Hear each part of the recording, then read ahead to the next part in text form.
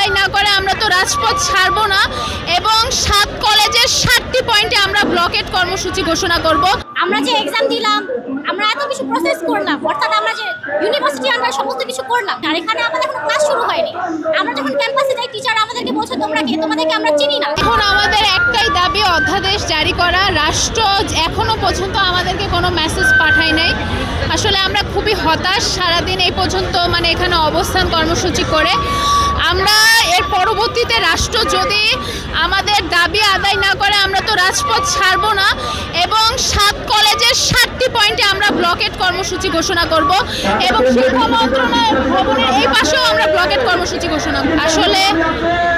আসলে বর্তমানে 7 কলেজের যে পরিস্থিতি, এখন 7 কলেজ একটি অন্তর্বর্তীকালীন প্রশাসনের আন্ডারে আছে এবং যেই প্রশাসন আসলে শিক্ষার্থীদের কোনো সংকটই তিনি নিরসন করতে পারেন না। এখন পর্যন্ত 24-25 সেশনের যে ভর্তি কার্যক্রম, ভর্তি বলতে কি ক্লাস এখনো শুরু হয়নি, ভর্তি কার্যক্রম আমরা প্রেশার ক্রিয়েট করিয়ে ওরা আন্দোলন করে তারপর করিয়েছে এতদিনে।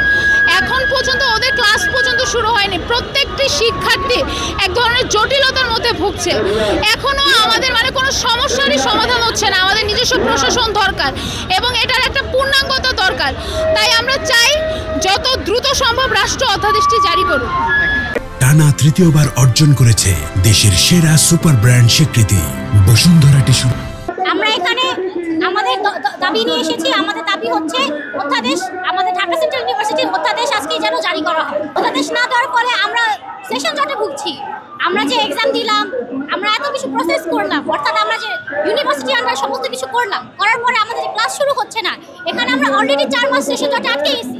আমার সাথে যারা আমার ক্লাসমেটস ছিল, যারা আমার ব্যাচমেট যারা আছে, তাদের সেমিস্টার শেষ হয়ে গেছে, তারা এখনো অন্য কিছু করার প্রিপারেশন নিচ্ছে, আর এখানে আমাদের কোনো ক্লাস শুরু হয়নি।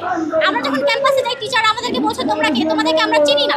টিচার আমাদেরকে পরিচয় দিচ্ছে না, আমরা পরিচয়হীনতায় ভুগছি। আমরা যে ঢাকা সেন্ট্রাল ইউনিভার্সিটি স্টুডেন্ট, আমাদের তো কোনো পরিচয় রইল না।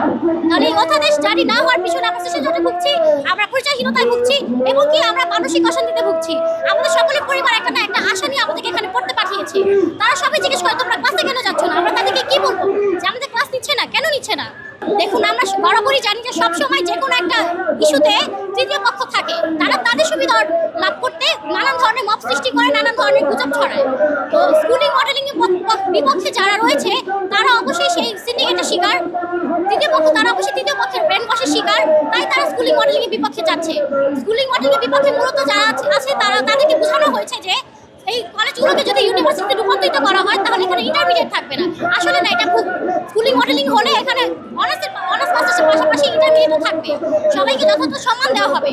বরঞ্চ অধ্যাদেশ জারি হলে, অর্থাৎ ঢাকা কেন্দ্রীয় বিশ্ববিদ্যালয় হলে এখানে আরো ভালো সুযোগ সুবিধা পাওয়া যাবে।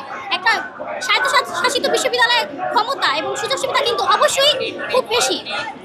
তাই হচ্ছে যে এটা যারা বুঝতে পারছে না বা যাদেরকে ভুল বোঝানো হচ্ছে, তারাই হচ্ছে স্কুলিং মডেলিং এর বিপক্ষে কথা বলছে।